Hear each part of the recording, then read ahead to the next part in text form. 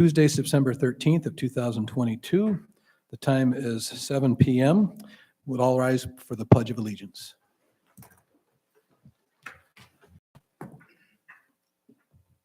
Pledge allegiance to the flag of the United States of America, and to the republic for which it stands, one nation, under God, indivisible, with liberty and justice for all.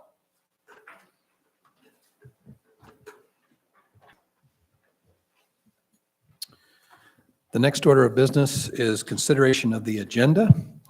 The way I kind of view the agenda this evening is kind of a getting back into business, so to speak. I'd like to just mention to everybody, welcome back. It's been a few months for me. Appreciate the commission. I missed the last meeting that where you were together, had an event that I could not unfortunately get out of. And you guys moved forward and took on a decision and got it done. So very much appreciate that. I think one other item today is that Bob from the Planning Commission. So the first thing I'd want to mention is to publicly acknowledge both his commitment and support, not only for being a member of the Planning Commission, but also such an active member in the community doing so much. So Bob, if you can hear us, thank you for your time. Also would like to acknowledge that Kevin Woodward has been appointed, I guess is the appropriate term, for a 2-month commitment until the actual cycle comes up in October-November timeframe. So Kevin, in a moment, I'm going to call on you to describe, share with the group a little bit of your background, but welcome to the commission. Before going into the agenda in more detail, there's just some ongoing reports, 3 items of new business this evening, and then there might be some additional items. So I think from that standpoint, it's fairly straightforward. So with that, I guess I would ask any commission members if they have any comments or concerns about the agenda for this evening. Hearing none, can I have a motion to approve the agenda as outlined? I'll make the motion to approve as outlined. May I have a second? I'll second. All in favor? Aye. Aye. Aye. It's a hard sell, man. Discussion? Okay, let's move to the next item. Any conflicts of interest? Does anybody here believe they have a conflict of interest as it relates to items on this agenda this evening? Hearing none, we'll move into the next item, which is approval of the meeting minutes from June 14th of 2022. I was not present at this meeting, so I don't have any comments. I think I had just, my name was missing an E in a few places.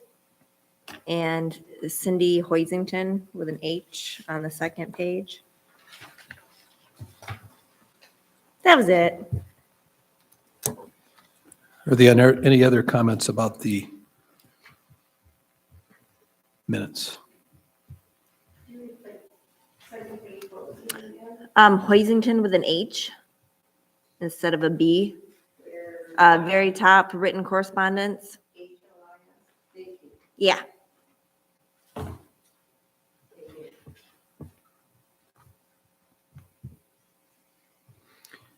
there are no other comments, may I have a motion to approve the meeting minutes from June 14th of 2022, subject to the correction in the spellings pointed out by Laura?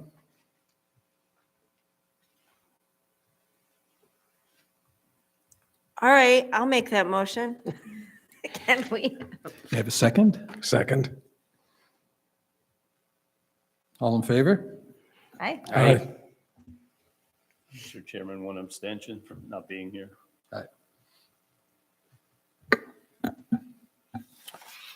So I think now we move into public comment on any of the agenda items other than the public hearing / new business. Is there anybody from the audience that would like to come forward and make comments?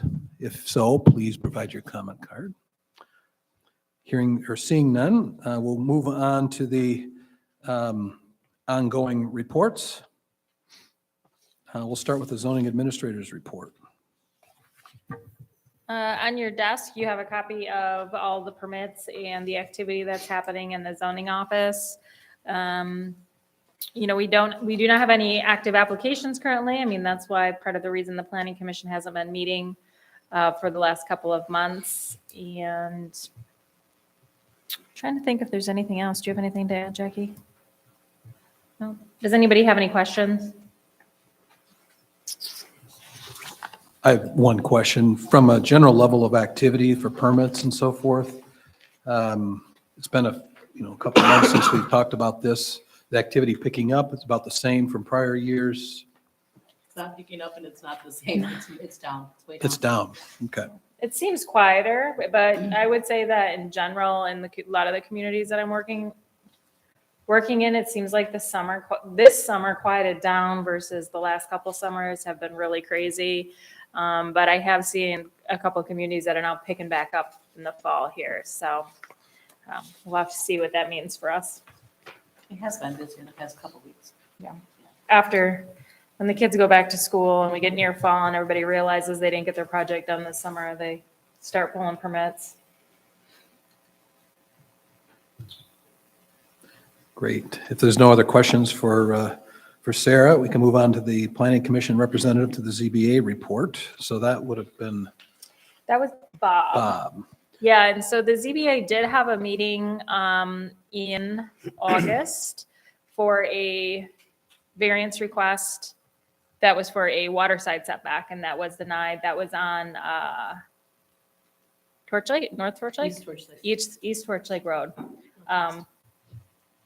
Northwest. Northeast. Northeast. Somewhere on a road by the water. It was a variance request for the water side setback, and the zoning board of appeals found that the variance was not needed due to the size of the building and the location, being that there was a building envelope on the property that the building could be built. Essentially coming down to, you're required to have 960 square feet, and I don't recall the exact square footage, but this was a 2,000 square foot home. And so there were options. You could do 2 stories instead of 1 story, or, there's options to be able to construct and meet the setbacks. So. Okay. Any questions for Sarah on that? We look for Jason, if you could provide a summary of what's been going on with the board activity. Well, I wasn't at the last meeting, so I'm hoping our supervisor can give us a little update.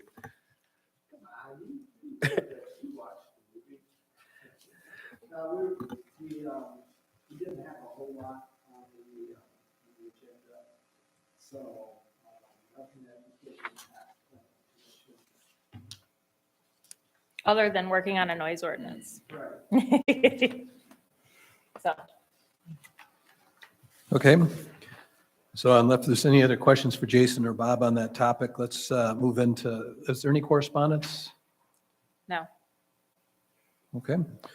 So I think we'll move on into the new business. So there are 3 topics, the new business section, but I thought now, since we're kind of getting into the meat of the agenda and the discussion, Kevin, I was hoping maybe you could provide just a little bit of a backdrop of how this came to be for you, and do you have, I think you have some experience maybe working in a setting similar to this, and I'd love to hear a little bit about that. Yeah, well, to go back a few years, I am an Elk Rapids High School graduate. So I've kind of come back to retire in God's country, but born and raised in south of Fort Wayne, Indiana.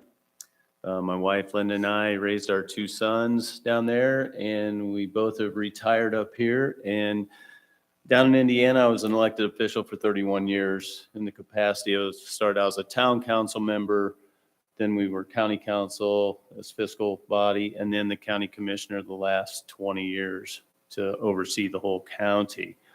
Upon moving, resigned my position down there, came up here, showed an interest with some individuals that if there was any possibility I might be able to, maybe help with some experience, I would be willing to do that. And so here I am today. That's fantastic. And what was the county? Wells County, What's the population of Wells County? 28,500. Okay. And what do we have? We have 1,700 in Torch Lake Township? I don't know. That's a trick question. Depends on what time Well, it of depends year. on time of year, of course. That's like the University of Michigan, Right. football stadium, Yeah. adding 100,000 people to Ann Arbor. But so you've got some great experience. That'll be super helpful to us. So, and to the whole community. So appreciate that. Well, welcome. We always have some great discussions and plenty to come. Probably not so much tonight. It's going to be pretty straightforward, but generally speaking, it's pretty active meeting. Thank you. So thank you. So I think the first item of business is the subject of noise ordinance. So Sarah, could you tell us kind of how this came about, and why we're considering something this evening? Sure. So a couple of items. It seems like a noise ordinance, when a community doesn't have one, it comes up every couple of years, usually related to something happening in the community, and kind of gaining some interest in that. So it's back up again, and the township board kind of sent it over to the planning commission to look through and make a recommendation to the board on if a noise ordinance should be adopted to help, regulate noise in the township, either all the time, after hours, or specific uses potentially you would look at. So there's not a lot of guidance. It's kind of a, hey, come back with us to a recommendation. So I'm looking at, whatever comes out of this meeting to be able to just provide kind of the township board. We're still talking about it. We've decided we don't think the township needs one, or we'd like to move forward with writing an ordinance. Is that okay? Because I don't want to spend too much time working on an ordinance, if that's not the direction. So, So Sarah, with that, have there been more citizens that have come forward that have made complaints, or what drove this to occur at the yeah, last? we've had some complaints related to either like noisy house parties. Usually people think about short-term rentals or vacation rentals as causing that issue, but some of the complaints we found out have been, either owners of property or family-related owners, so it doesn't fall under that same short-term rental aspect. We've also, prior to Memorial Day and the events that happen at the airport, motors and, how that's related to the township residents. And so it's all kind of just noise, there's kind of been that dialogue of noise. With the paramotors and that, we can't control, the sky, once they take off and land, after their takeoff and landing, that part of it, because we can't control other airplanes that fly over, or helicopters. But that it definitely kind of heated up this summer once that event started back up, and everybody was asking about noise, and it just continued from there.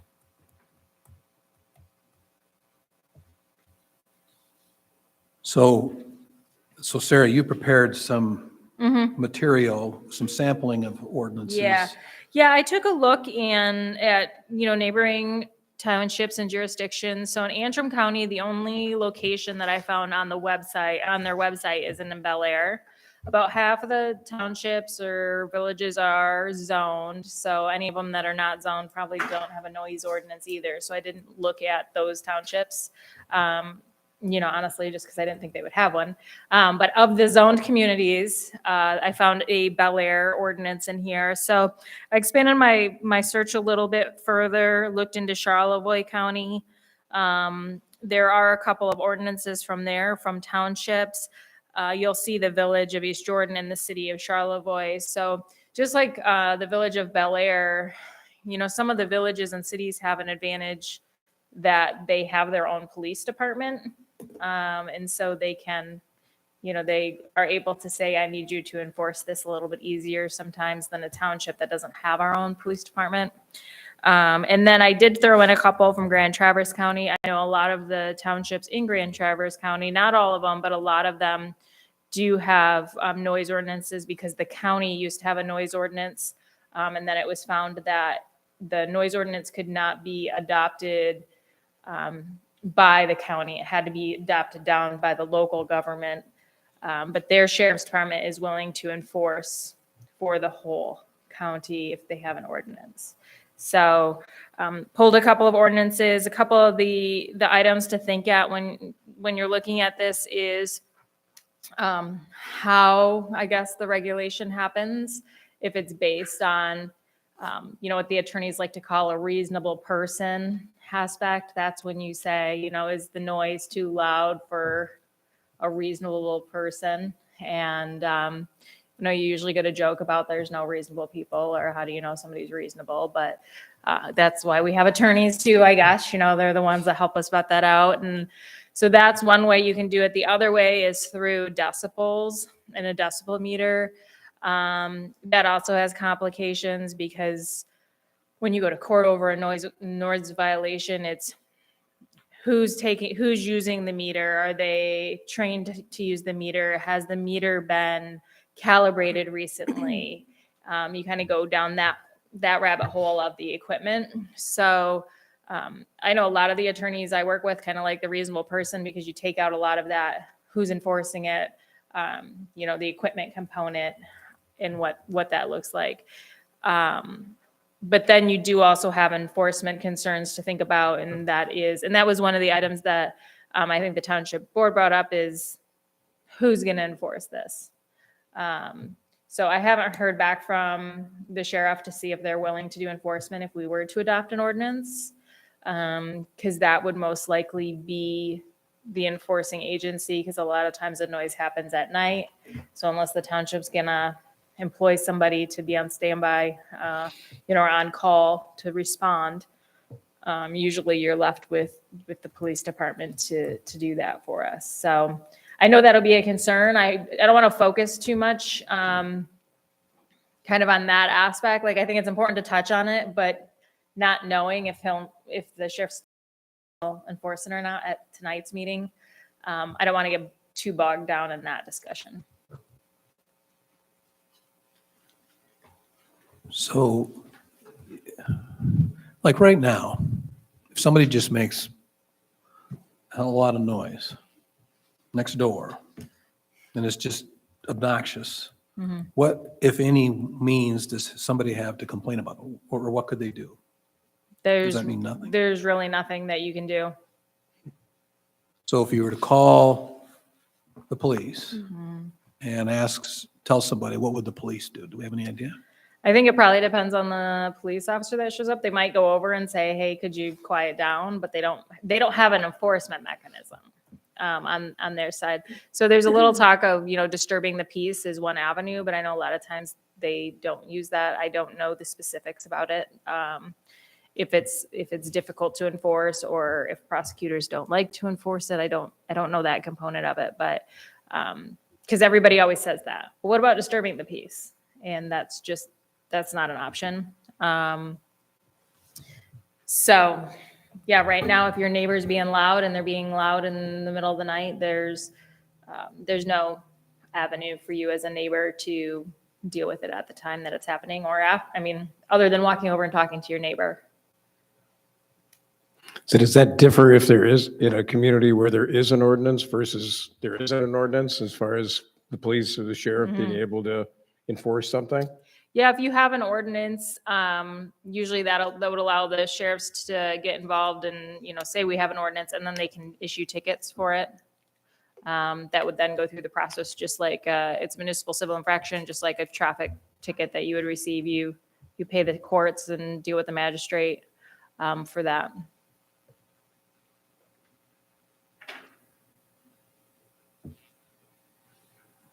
So what other, commission members here, what is your reaction when you saw this put forth? I mean, what was your initial thoughts around it? So I thought the email that Jason sent and got a response back was interesting to see that in over a period of years, there was only 4 complaints, but maybe that's 4 complaints to the township and there were additional complaints to the police. But that alone has become,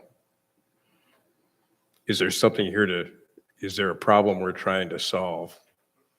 And I guess without knowing if there was 300 reports to the police, it's over a period of some number of years. If there's 4, I'm not sure whether you have a problem to solve.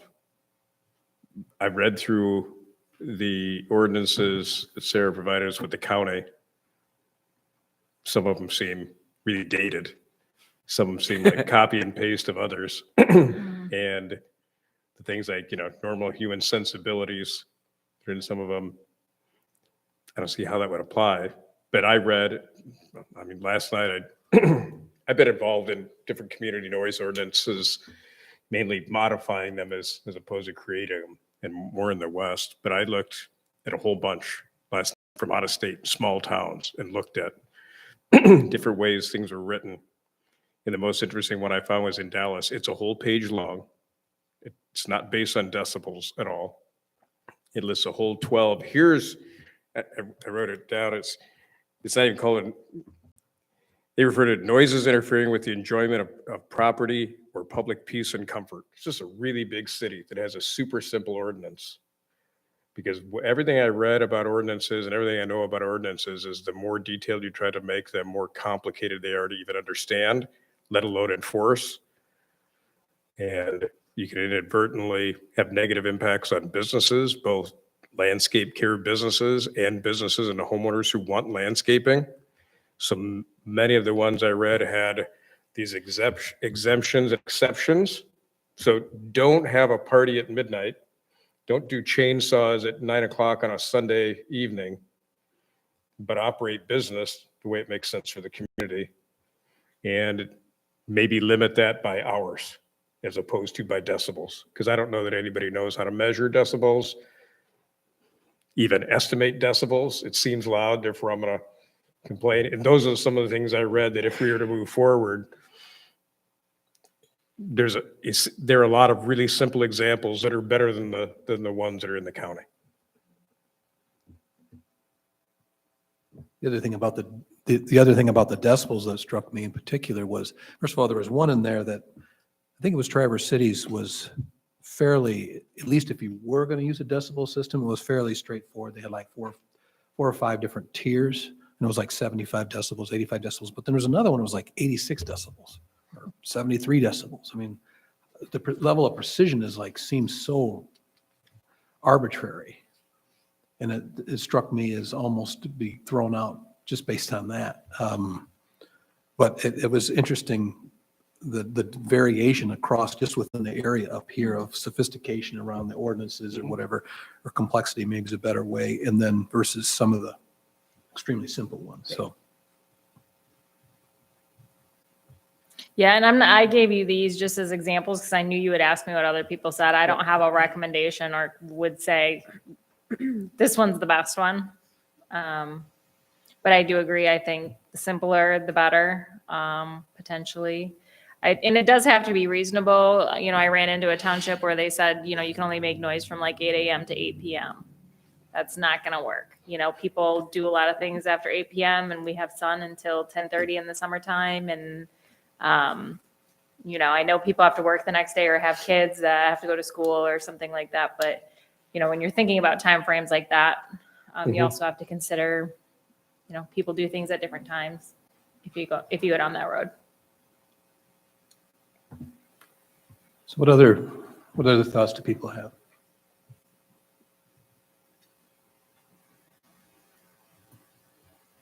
I'd agree to keep it simple. And yeah, I wonder how much of a problem it is right now.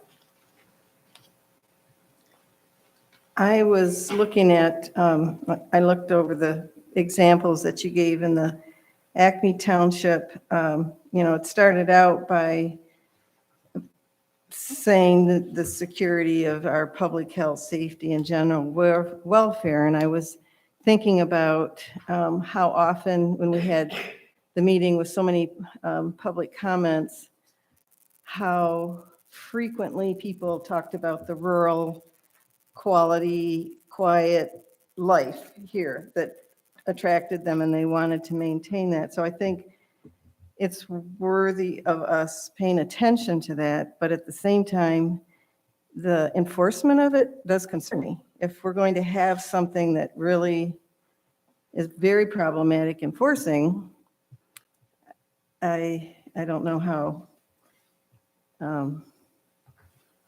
I'm not sure that's the right way to go, but I think I'm leaning towards more of a timeline, not maybe the strict 8 to 8, but within a reasonable time, that it shouldn't start before such, in the morning, and by dark, maybe, things should be quieting down. I don't know. Jason or Kevin? Yeah, I feel that there's just no need for it right now. I was against it. Of course, I missed the board meeting. I would have voted against it. I voiced my concern and my opinion a couple months ago at the meeting when they talked about it. We're out in the country. There's been times where I have fired my chainsaw up at 9 o'clock because I was out of firewood. I need to cut that wood up.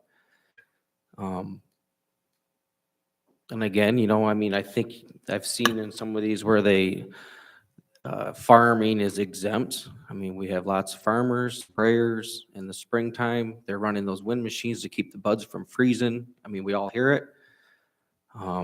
We all hear jet skis. We hear these big boats on the lake. We can't control that noise. To me, that's annoying. I'd rather hear a chainsaw than that. But in the last 5 years, we've had 4 calls. Thumping, no details. Construction noise at 3 a.m., I think they said. Yeah, that's a little ridiculous. But, and then again, like Denise was saying, my mom hit a deer and it took 2 hours for the cops to get there to figure out, to write whatever they need to do for her to get the insurance. So, I hope we're not pulling the police department off of something more important to handle a thumping noise or something like that. So that's just my opinion. I would concur with what you said, Bill, about a broad area of an ordinance. But honestly, I think it's unenforceable simply because of the factors, as Sarah said. Decibel meters, et cetera, et cetera. I wouldn't want to have an ordinance officer showing up to a party and not knowing what he's coming into. Right. I have a son, sheriff's deputy.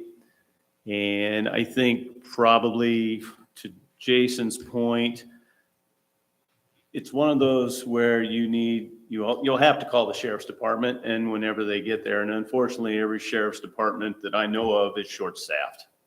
And so the response is no fault of their own. It's just because there's no applicants or good applicants.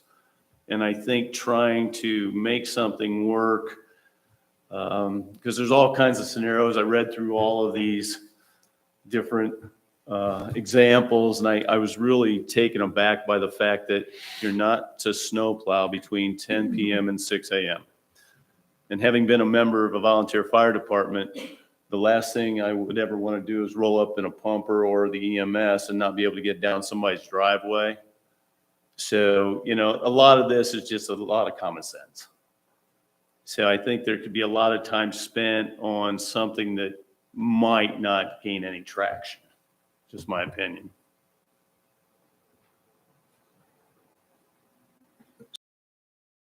Our core question for this evening is, should we move ahead with creating a noise ordinance or not?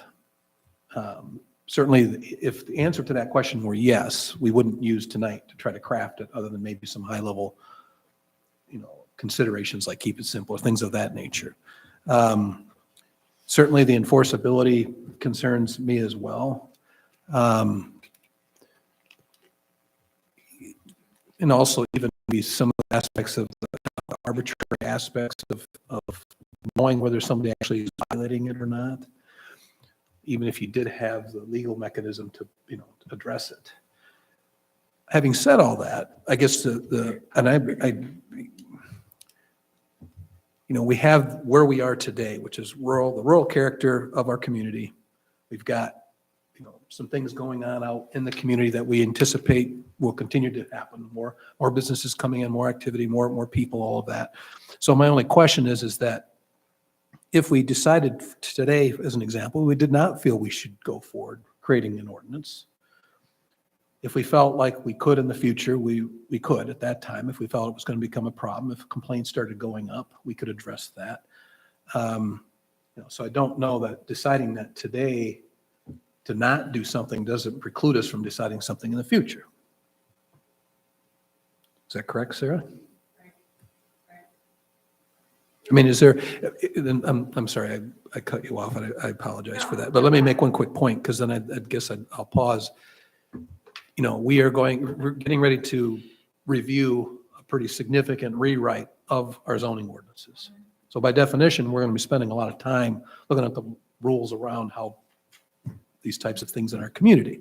So now if we were going to do it, now would be a good time on one hand, because we could incorporate it. On the other hand, we got lots of other things to focus on. We could always come back to it later. So I'm just, I guess, putting that out there that, there's no reason we couldn't do this later. Yeah, from a zoning aspect, there are certain uses that are annoying, you cause noise, or you don't want to cause noise. So with the planning commission reviewing that and the zoning ordinances for those types of uses, say like automotive repair, right? Sometimes can be a little loud. We can create regulations in the zoning ordinance that helps to because we're approving that, or I should say the planning commission is approving that. The township's involved in that. You can set parameters related to that use. And those would be outside of the noise ordinance typically too, because the noise ordinance is a standalone ordinance that you have. So kind of just my only thought on that is like, if you are concerned about certain types of uses or items causing noise, we can try to deal with that very specifically in the zoning ordinance. And one of our standards for approval even talks about, noise, dust, vibration, those types of nuisances. And if your use is gonna cause that, to deal with it, so. This would really then come down to individual properties, and the kind of daily lives and what that looks like. And it could be construction equipment. I mean, you've seen in some of the ordinances where they say you can't start construction until a certain time, or you can't empty dumpsters until a certain time. And the dumpsters is a little bit bigger issue when you've got, your commercial that's backing up to your residential, a lot of it. Our commercial does back up to residential, but we just don't have kind of the numbers. And I think here we're a little bit further away from the garbage, where the garbage trucks start, so it's later in the day anyways. But,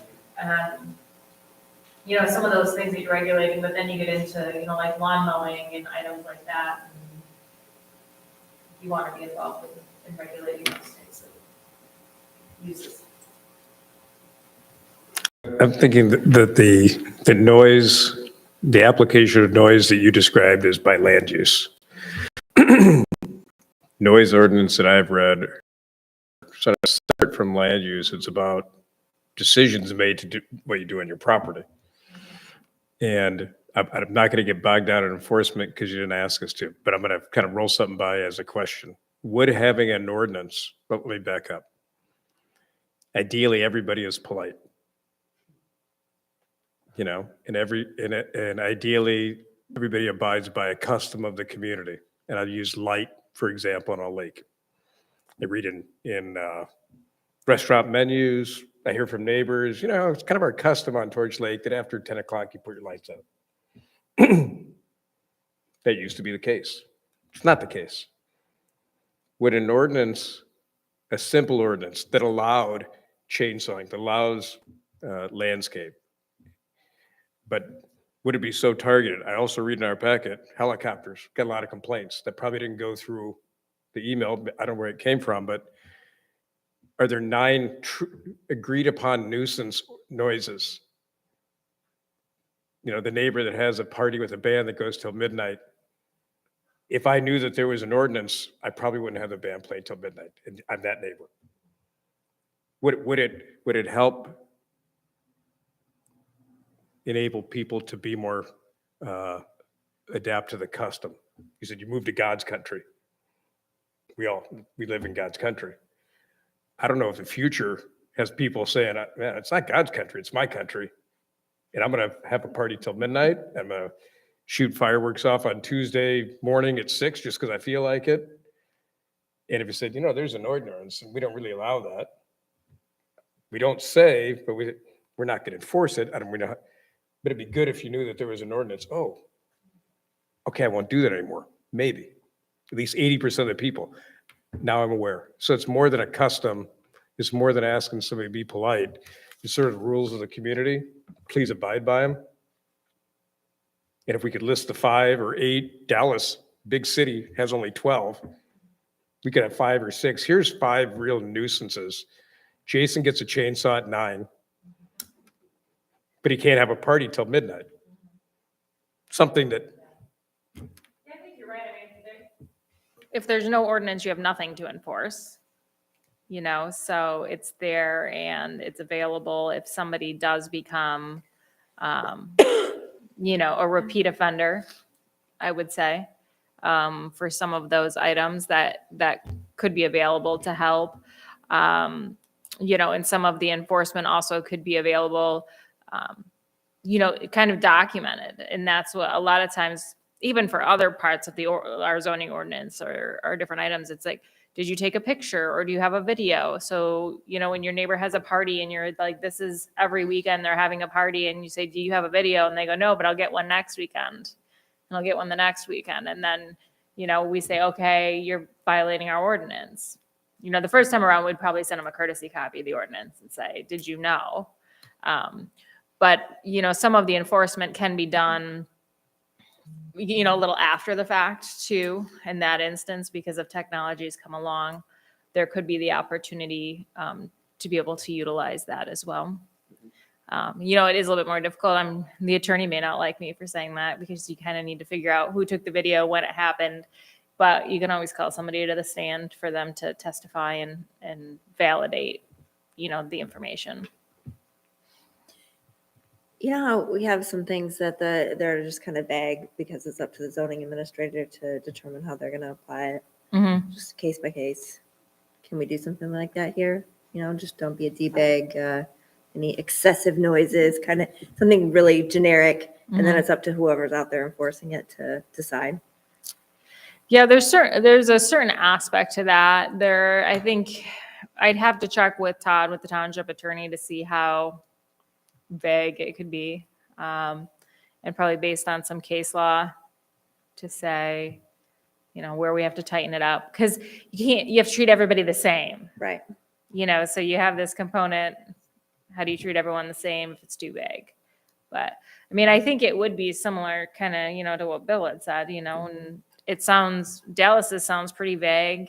Granted, it's a different state. They probably have different roles, different courts, but that could be a place to start if there's interest, and see if that's an option for us to go down that road. Was there a time frame prescribed by the board as far as getting back to them with the answer on this? No. Okay. Here's a proposal for discussion. A proposal being that, first of all, I would comment, very good discussion, very thoughtful around this. There's no urgency around this. Lord knows we're going to talk about a whole bunch of ordinances we're going to have to go through. Why don't we, the proposal would be we just consider, deliberate on it from a standpoint of, thinking about it.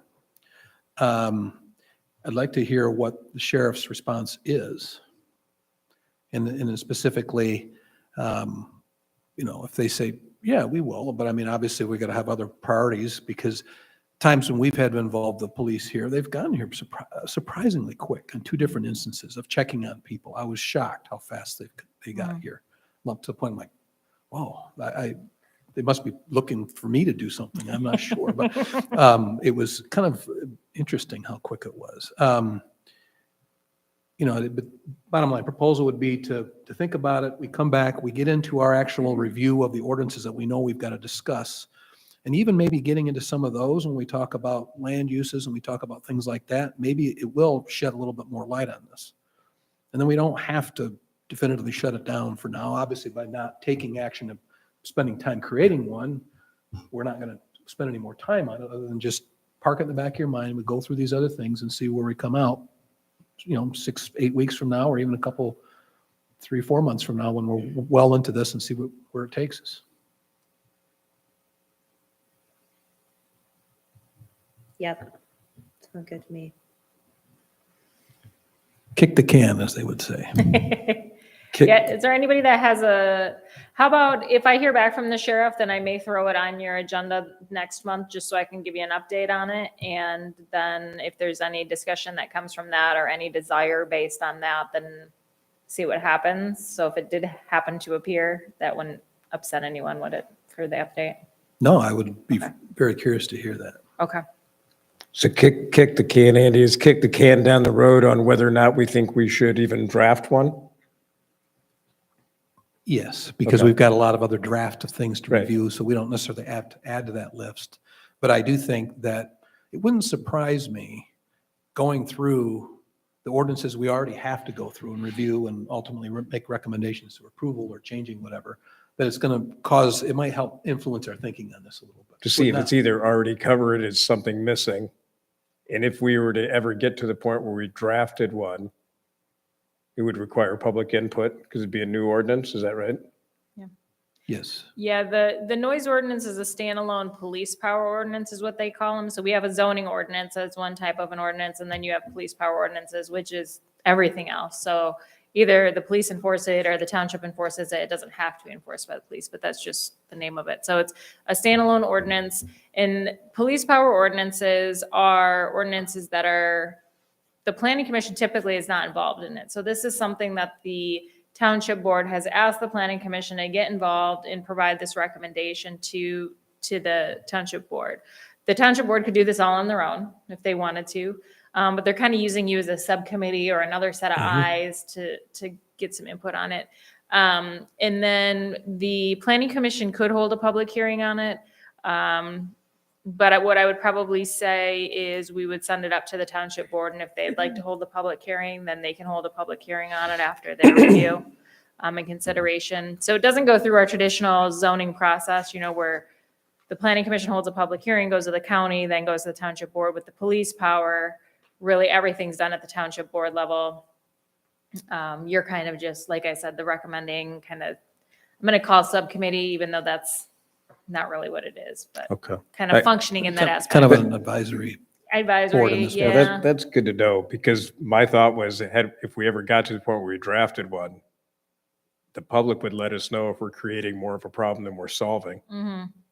and we could not adopt it if we drafted it. If we found that something was missing, let's draft one. Public, what do you think? Well, we think that's a lot worse than having one, than not having one. Or the one pager in my head becomes 30 pages of people trying to nitpick, legislate politeness, let's say, then that would be a good thing. But I support your proposal to continue to think about it. I think it'll be important when we get that public, or if we get public input on it, to point out, like, right off the bat, what we can't include, or like we have no power over the noise in the sky. Because I feel like the only thing that we've really heard recently here is that kind of thing. That's the kind of concern that people have had. Definitely heard that concern. Also heard concern about, similarly, boats on the water.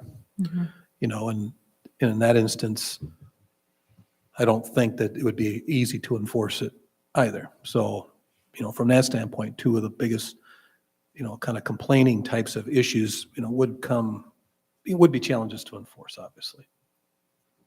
So I have a quick question, being new, but so I hear about the noise, the air noise, et cetera. So, with Coast Guard choppers, residential choppers, I guess my question to the board would be, so when an A-10 comes flying down Torch, pops up off the deck and goes right over my tree line, which I think is really neat.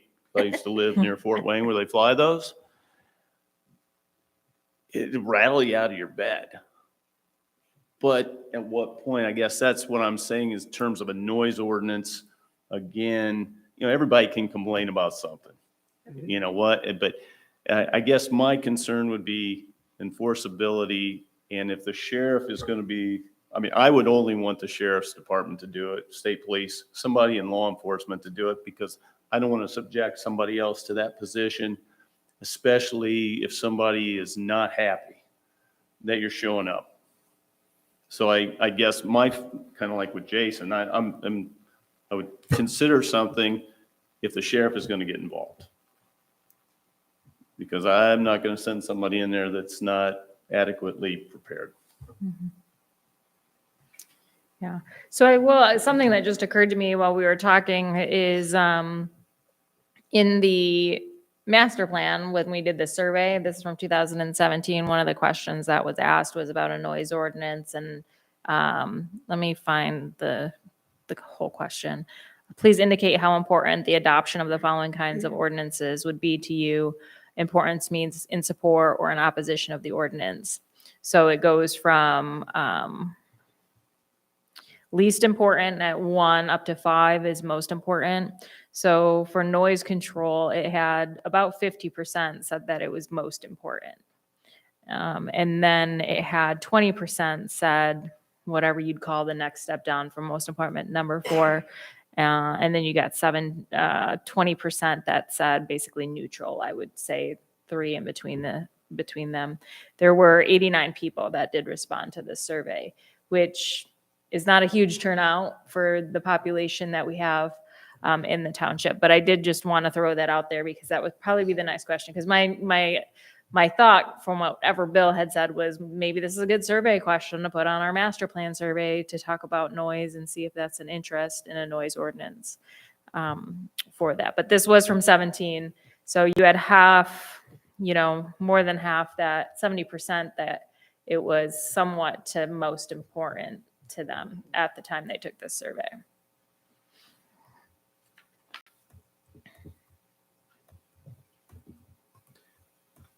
So Sarah, this is not something, we don't need a vote on this, do we? No, I think if everybody's happy, I mean, I'll just report back to the township board, or Jason can at the next meeting, if you're going to be there next week. Or even Bob, but I'll be there for some of the meeting, but just to report back that the planning commission talked about it, that kind of get a mull it over and think about it as we're working through the draft zoning ordinance. And definitely enforcement is a concern. And so I may have an answer for the board, even based on what the sheriff would say by next week, potentially. But that's kind of what I'm hearing. And the other aspect to that too is if the board decides we think we need one, and they more definitively come back, then that might change our dynamics here as well. Right. But if it's just kind of input, why, there's some really good kind of thoughts on both sides or, considerations here. So I kind of like where we are at this for now. Yeah, I'll let you know if they give me any feedback and they say, no, work faster or harder, or get it done, or we're comfortable with your approach on it. Okay, so the next order of business is the draft zoning ordinance review process. So I had requested that Sarah put together kind of an overview of how we would go about reviewing the draft zoning ordinances that the steering committee had been working on for how Yeah. long now? They started in October and finished in July, 9 months. Okay. I mean, it wasn't a solid, but And so I said, what might it look like? What would be the order and why? What would be the kind of considerations for just establishing a process of how we'd go about reviewing these? So we're not actually reviewing any of them tonight. We're just looking at kind of the agenda of review, so to speak. So Sarah, do you want to give us some highlights of why you put it together the way you did? Sure. Yeah, so hopefully, next week or so, I'll be able to get a full draft out to you and you'll be able to take a look at it. I'm waiting on a couple of graphics to be put in there, so it's a little bit more complete for you. But I did put together this schedule, and it would all be dependent based on time that we have available at the meetings, the discussion, and this is kind of how we did at the steering committee too. We anticipated reviewing these chapters. If you don't get done, it just gets bumped down to the next meeting, and you just kind of keep working through it. But I think it's helpful to know which chapters that you need to prepare for, because you don't know how far you're going to get. And then you don't have to read it all at one time. The only thing with this is if you're a person that likes to read things in order, it might, I'm right there with you because I read it in order when I read it. So this bothers me a little bit, but I think for, not being in the zoning world every day, hopefully this will help make some sense. So your Article 3 is going to be that's a real meaty section of the ordinance. That's all of your zoning districts with the uses that are allowed in those uses and how you approve them. So if they're a special use permit or if it's just a site plan review, that's all in Article 3. That also has all your setbacks and density and, like I said, really the meat of the ordinance. 4 is the overlay district. So we have a waterfront overlay district. So that's going to have all your waterfront regulations. And then the village district is going to be an overlay instead of having kind of had issues of dealing about where is village residential, where is village business and that function. And so the village business is just going to be an overlay in this ordinance. So just a few more sections. And then the supplemental use standards are related back to those uses. So a lot of times you would say, I will allow a dog kennel, but it needs to be on 10 acres and the dogs need to be inside at this time and, different, you can only have this many dogs. So those are your supplemental uses standards that go back to those uses that are in Article 3.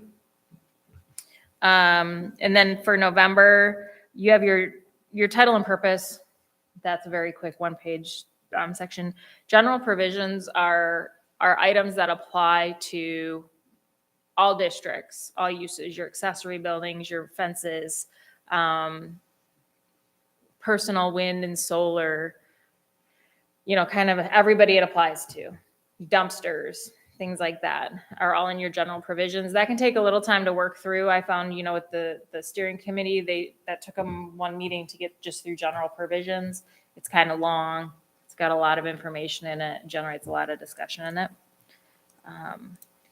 And then for December, I have site development standards and land development options. So site development standards, these are like what we talked about in the commercial district. So your landscaping, your parking, your signs are in here. Some of this section will go really fast. Other parts, like the signs, I'm anticipating quite a bit of discussion because the subcommittee or steering committee said, let the planning commission handle the signs. So they really, they didn't touch them. And so the planning commission, I think, will take some time on the sign section with that. And then land development options is a new subdivision that's coming in, would go through this process and what that looks like. And then we kind of get into more of just the general administrative items. Your site plan review, you're familiar with those in your existing ordinance, special land use process, nonconformities. We just updated this in our ordinance, so it's very similar to what will be in the next one, and then administrative. And then we get into amendments and definitions. So I'm hoping that these kind of group together, they make sense when you're reading them. They definitely will relate to other parts of the ordinance. So that's why I want to make sure you have the whole thing to read at one time. I think it helps you to answer questions because when you're reading through, you go, well, what is that use? And you can go and look at the definition and see if it makes sense to have that use in that district. Or you're going, what's the landscaping requirement on that? And you have all the details and you kind of can refer back and forth. So while you may not be reading it front to back, you will probably flip around a little bit in it through the process, which before we do leave, I would like to get some input on how you would like to receive a copy of the ordinance. I know Laura's really digital. You can make comments right in the PDF, which is nice and easy for me to do that. But I know a lot of people like to read it, mark it up, which is fine too, because I'll take notes on my copy when we're sitting here in a meeting. So I will want to make sure that we know how to get that copy to you. So, well, before we're done. So what's everybody's thoughts on that? So And this just, is, so after we go through these, then we Mm-hmm. open it up for public hearing? yeah, so what would happen is, we'd work through each of these sections. I would make, update and changes, and then you probably would schedule a public hearing to review, to have the public come in to provide comment on the draft. So, That these. would, that would be the entire The deal, whole, correct? yep, at one time. So when you're reviewing each of these sections, which I'm hoping this will be helpful too to the public, is, we can put this out and these are the sections we're reviewing. They can come to the meeting and provide public comment during the meeting. There's public comment at the beginning, there's public comment at the end. So I would encourage anybody, any members of the public, as we're going through this process, to come out to the meetings when those sections that they're interested in are on the agenda, because that's when you're making changes and you're really talking and thinking about it. Instead of waiting until the end and then trying to throw everything in, and the planning commission might have already hashed something out and there's a good reason why a section is the way that it is. So yeah, I would say that there's going to be public input throughout, but the formal required by law public hearing would be done on the whole document once we've gotten through the review. And we can hold multiple too. So, if you go through, you have a public hearing, you're obviously going to take the input, evaluate that. You'll probably make some changes. If you need some additional time, you need to make significant changes, well, you can have another public hearing before making a decision if needed. I just don't know what it looks like, but just because we have one doesn't mean that it's done and over with either at the planning commission level. And then, like I said, it would go up to the county before going to the township board. The township board's not required to have a public hearing. They may or may not in the process. I'm hoping that there won't be too many surprises in it in general. This is kind of a update reorganization of the document. That's not to say that there was not changes in it. There are some changes in it. But most of the changes, like for instance, the sign section, the current sign section doesn't comply with case law. It's a big illegal section of the ordinance. So we need to deal with that. So you'll see that section changed a lot. But other parts, we're just trying to clarify or take out some contradictions that might exist or fill a hole that we've been, dealing with, or, potential hole, items that we see. So I would imagine once you get done kind of working through the master plan, we'll come back and make additional changes to the ordinance to implement that. And you'll probably hear me say that. You'll want to make some changes and I'll go, we need to do that after we update the master plan. It's not appropriate at this time as we work through it. I have a question. And I never got into the planning part of this in all my years, but my question would be, when you go through each month for each section, if I heard you correctly, you were saying you would have the public come in for input while we were working through this. Did I hear that? Yeah. A little bit, sort of questions if they wanted to add some things to it. And I guess my question here to you, Sarah, is why wouldn't we as a planning commission go through and do all of our due diligence ourselves to get this down so we can work on it without having further interruption? And then when we're completed, then of course you're going to have your hearings. So you take your formal draft of what we put together, put it out there for the public. It's public to see. They can go through and isolate sections in there that they're looking at and then come before us. So we're not slowing the process down as we move forward. Just a suggestion. Yeah. Because they're ultimately, it would stop us in our tracks as we move forward. And I would say we would go nowhere fast. There is that potential. There's a couple of comments that I have related to that. One, these would just be, on the agenda where we have the public input portion of the the public comment number 6, and then at the end of the agenda. So that's where individuals would be able to make comment. And we may have to, depending on the section, tailor that public comment because we don't want the whole meeting to be about public comment. So there Right, can't be right. I any guess that's work. what I was asking. Yeah, so we'll have to see kind of how it goes and what happens. If we find that we are getting a lot of public input and not able to make progress, we may have to rearrange the agenda so that we can get through it. And that's not to say we don't want to hear, but if it's the same comments over and over again, we're not getting new information. That's definitely Right. an option. But I also feel like that's why we had the steering committee, because those were also public meetings and individuals could come to those meetings. And we had members that were just of the general public that sat on that too. So I'm hoping that, I know there'll be a couple of items that are going to spark a lot of interest and you will get public input on. But I'm hoping that the steering committee kind of helped weed this down for you, and maybe we'll make it, take a little bit of the burden away from the planning commission. But I'm open to suggestions, and as we go through it, we may have to pivot to figure out how to make it work, because we definitely want to get it adopted in the best way that we can. And at times we may have to say, okay, we need to come back to this, or we need to take this out if we can, or do something different. It just, as we go through it, we may have to figure a few things out.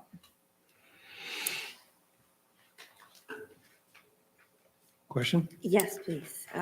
Will you post the full draft then on our website? Love it. And I think if that's going to be the case, that if the public is going to actually look at it, then they'll really appreciate that. And I would be concerned that once we have that public meeting, if we haven't, had those comments along the way, that it would be just a big, really large, long, crazy, scattered meeting. Oh, and then one more question. Will you have like just a separate page of those call outs of those things where we're like, oh, planning commission, we're not touching that. Planning commission. Will there be a list, or will you highlight, or do you want my list of things that I noted?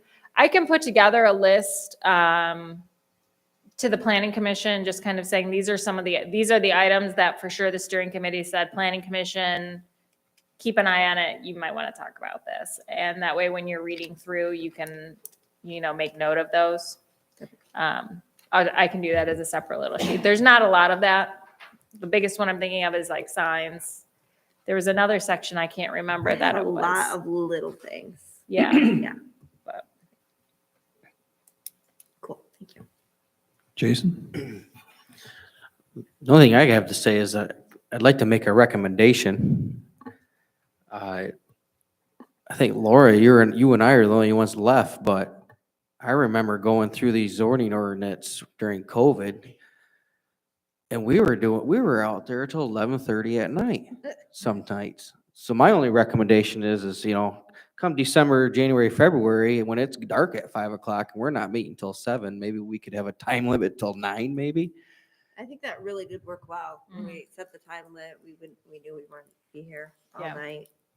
yeah, I those mean, 'cause- steering committees, there was the 2-hour meetings. That's what Bob the supervisor had asked from the individuals that participated, and said, I'll only keep you for 2 hours tonight.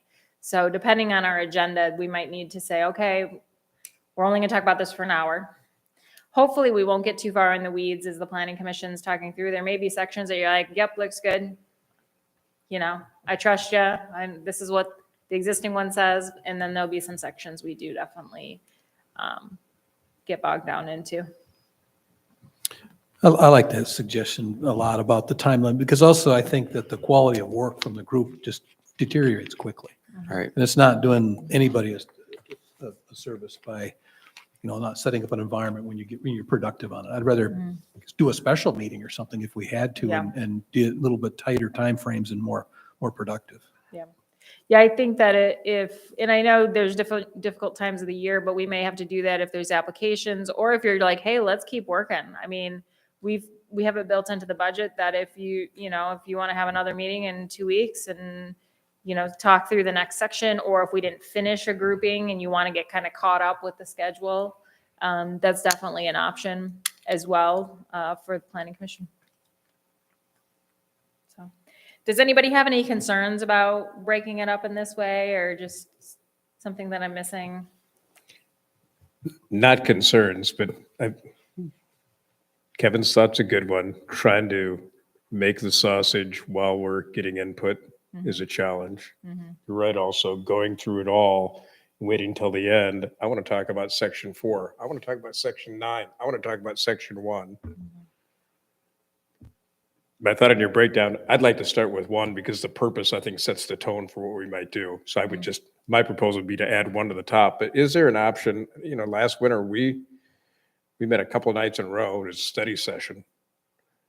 Would it be an option to have some study sessions where we really went through all of it in a shorter time frame? Let's say a few nights 1 month and a few nights another month. And then we had the public come in to go through 4 or 5 sections at a time. So it's kind of a compromise between what you both described. That way we don't get bogged down. Instead of taking 5 months to both revise it and get public input, we revise it for 2 months and we get public input for the next 2 or even 3 months. And it's really input by section, even though we're done. We can't With stop. time limits to take us till 9 instead of 11:30. Yeah. So any of the study sessions, we'd have to have at least 1 public comment period on that agenda, which would be fine. You know, I can appreciate that those couple of weeks are really going to be hard on you, but I also think that when you have a lot of time in between, you kind of forget what you talked about and you lose some of your momentum, I even though think it's so only a too. month. But I mean, I can appreciate that, even if it's, you know, once a week for a month or 2, or, you know, something. I mean, I like that approach. I don't know what anybody else thinks. I like that suggestion a lot. And I can see both concerns with getting bogged down, going chunk by chunk with public input along the way, but also waiting to the end, just like, you know, we described and Laura was saying. Plus, you know, it's if you get towards the end and then you get these pieces and it was for Article 3, well, geez, that was 4 months ago. I can't remember what we talked about then, and you lose the freshness of it. And so the meaning and the context of what people in the audience might be bringing forward, to have that context, I think, is important right then and there, if it's signs. And so I like that, Bill's proposal kind of laying that out where we can kind of hammer through to get the full context in those sections. We still have the input, and then we break it out in chunks, but we'll be much more armed, I think, to deal with it. I like that. I don't really, I mean, I've already read it, so this isn't probably worth saying, but I know that I needed time in between because I, 1, procrastinate, and 2, have other stuff that I have to do. So the time in between to get caught up on reading was important to me, but I should be good. Yeah. And I mean, I guess it would depend on availability too from everybody. I mean, I know, you know, working jobs, things like that. So it'd probably have to be something that's after hours. Maybe though, if we could do like 6 or something, you know, we were doing 6:15 with the steering committees just to be a little bit earlier instead of 7, or we start at 7. But it, you know, being that we need to do it after hours instead of maybe in the afternoon, or, you know, something. I don't know exactly what that looks like, but I mean, I could, if you're interested in doing kind of more of a intense kind of at the beginning here to get kind of the first run through done, why don't I put together like a survey, figure out if there's some times that we can make that work, that would make sense after the meeting, and then see what that looks like. That works. I Yes. like that suggestion. Because then everybody will have their calendars and they can let me know. And okay. And then I think Bill's point about putting title and purpose, I think you said it is only 1 page. Yeah, right? I'll move So that up. That's move not that an up. issue. The only other question I had about overall was just item 14, definitions. It's kind of the vocabulary. Is it Yeah. important to get that on the table up front, or is it better to kind of work through it as you go, and then at the end you crisp them, you know, you sharpen them up? Yeah, my thought is you're going to be you're going to be making changes and suggestions to definitions throughout. So we can, so that's what happens. Usually you'll go and you're like, well, I don't like that definition of that use. So we'll go down there and we'll make notes and then come back to it kind of at the end as a whole. That makes sense. That yeah. what you just said makes a lot of sense. So I'm fine with that. And if we kind of, end up bopping around because you're reading a section and it really ties to something else, then, we may get a little bit off in that discussion. But I think this helps keep us focused on what we need to study up on. And I'd love feedback too. So if you're reading a section and you're like, I just cannot read this without this other article, let me know, because I'm working with other communities through the process and everybody does it a little bit differently. And I'm trying to find the best way. I know everybody's different, but I can't find it yet. Sarah's So- gonna have this golden template I for her, and know. she's gonna start just I going out know. on her own and selling it to everybody. Free the method. Yeah, so we'll see if this works, or if at the end you tell me that was horrible, I hate it, let's never do that again. I'm open to any feedback. So okay, so I'll work on trying to see if we can get together and find some kind of a little bit more condensed time to work through it, at least the first draft, and then maybe then open it up to larger chunks to the public on the agenda, and then we'd go to a full public hearing, or see what kind of feedback we get during those study sessions, or that'll help guide us too, I think. Because in thinking about that, if we took basically 2 months to go through the study sessions, Mhm. and then we had 4 chunks once per month Mhm.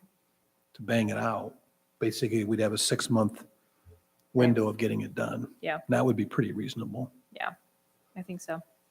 Because one thing I'd mentioned to Sarah, and was that, we don't want anybody to feel rushed, or we don't want to be kind of forced through a timeline to try and deal with something. We want to get it right, as right as we can. And I thought that the discussions we had when we made some of those other, was it chapter 11 or whatever it was, I can't remember what the sections it was, but the public input, it didn't seem to bog it down much. And there were some things that we were preparing to do, and we wanted to make some adjustments on some amendments, and they were fairly, you would think they'd be pretty sensitive items, and it wasn't hard to manage the process. I don't think it slowed us down much. We got some input and we thought, okay, and then we went to work.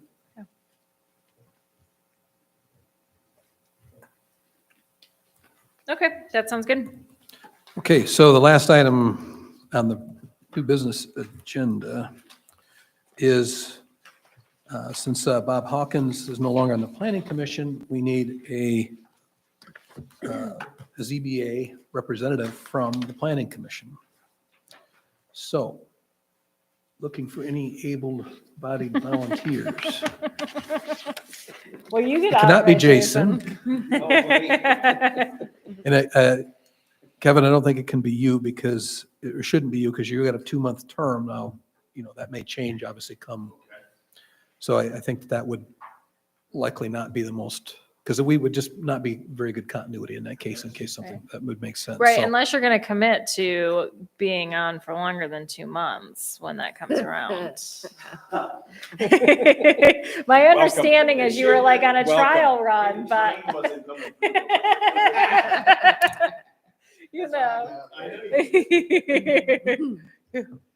But yeah, so the meetings are the third Wednesday of the month at 7 p.m.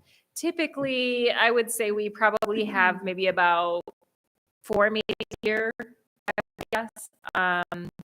Maybe not even that many.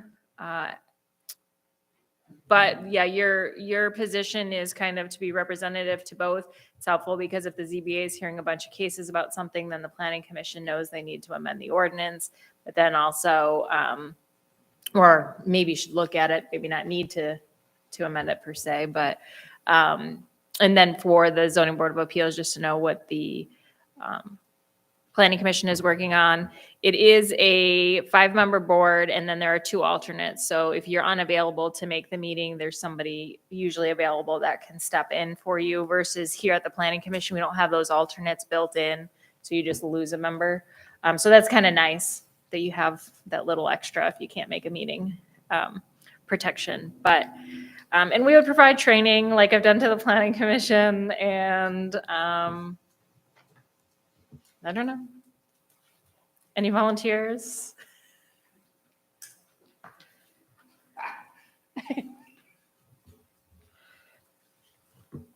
Well, Are there particular 4 or 5 months, or it comes up at random, It based comes up on a at need random. of somebody appealing? Yeah, so this year, for instance, they had a meeting in April that was like an organizational meeting. We had a meeting in August. Did we have a case at the beginning of the year? Yeah, we had a case right at the beginning of the year, or it was right after they were appointed, but it really, there used to be a lot of cases, but I guess I usually tell people they're gonna get denied and it's, you know, you can go forward. I can't tell you no, but we have a tough ZBA. You know, they follow the ordinance and brutal. there's standards. Yeah, you you didn't ride in the same car, did you? Because you're walking home now. But yeah, and it's the only thing with those is they are public hearings. All of the ZBA cases are. So once that date gets set, you know, it's pretty much in stone until we get through that process. But if something comes up, like I said, we do have the alternates and that can step in. The alternates are required to come to all the meetings and be prepared to be able to step in even at the last minute, if necessary. So. And you get paid. Lots of money. I don't know how much, but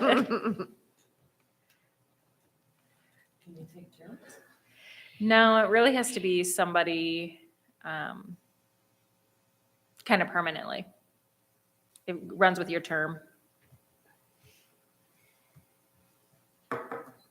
And we have to find one this evening? You know what? We don't have a case coming up, so, and we do have alternates. I don't know if another month is going to help make a decision or not, but Kevin, you look like you were going to comment. Why, thank you. No, I was just looking at you like maybe I get through the first meeting and maybe the second and see where it goes from there. And since you don't have to make a decision maybe tonight, that Yeah, no, Okay. I think that's fine. If that- I just don't know the formality of it. So to be clear, so Kevin, if this were November 1st right now and you were moving ahead with a new term for however long that would be, you would be welcome, you would be interested in doing it? Am I hearing that correctly? Here comes that tree. take it under consideration. Okay, that's fair. a true politician. Okay. Unless Bill Okay. wants to So do it Bill- right No, now. I really can't. I can't commit to it. I'm just, I'm a resident here, I vote here, and I'm rarely here.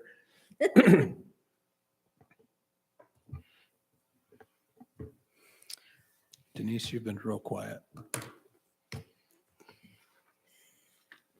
I like Bill's statement. I can't commit to it, but I think Kevin would be a great option. Thanks, Denise. Well, Barbara is not here tonight, and I don't know if she has any interest in the position. It's a good point. And so, you know, if nobody is just has to do it. Like I said, we don't have a meeting, so if you want to wait until you have a full board next month to finish up the conversation, I'm happy to put under unfinished business for you. That works for me. Okay. I think it works for everybody else here, Yeah. actually. So I think that's all for the new business. As far as unfinished business, Sarah, the only thing that does come up, we have still not addressed. Mhm. Well, two things. One is, master plan. Mm-hmm. When is it due? I think is it 2023? I was going to say 18, I think is when it was adopted. So, So sometime by the end of this coming year. yeah.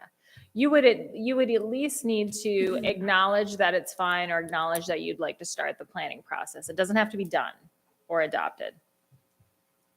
Okay, and since we're going to be doing this ordinance Mhm. rewrite itself, that's a pretty big task, but we should start thinking and planning for that in anticipation. So when we roll out of that, we can immediately start to engage and maybe even doing some pre-work Yes, around that. yes, The other item was the whole high water mark. yes. So where did we last leave off on that? We left off in the middle of a conversation and never really got back to it. What I would say is I think we should deal with it in the zoning ordinance rewrite. I think in the zoning ordinance, rewrite update, it has been left the same as what it currently is. I don't want it to bog down the whole ordinance, but I think that if we might spend a little bit more time on that topic, or the planning commission, we do have different members as a different makeup. Maybe everybody's comfortable with the way that it is and we move on. I just don't know what that looks like. So I would just recommend dealing with it while we're going through the ordinance instead of trying to have an amendment out on the side while we're working on the ordinance as a whole. It seems like a good idea. So With the high watermark, I felt like it was a bit of a confused conversation. If we can get to 3 options, leave it as is, or option B, or option C. I don't recall the conversation, but I think we could get to, here are 3 choices we could make, and then vote on it, because what I remember was a lot of conversation, public input had ideas, we each had ideas or different ways to measure it, then we got a little bit lost in what does everybody else do? Yeah. So if we're going to bring it back up again and deal with it, or I think we need to make a decision. And if the decision is leave it as is, that's fine. But this is we can't kick too many cans down the road. Right. Yeah, I think the difficult thing with the high water mark is that there's no right answer. It's the community and it's what you'd like to do and it's how you want to regulate it. And kind of like with noise or I can't even tell you. I can tell you that all of it's difficult to enforce from an administrative standpoint. There's not a clear, easy way for us to deal with it. As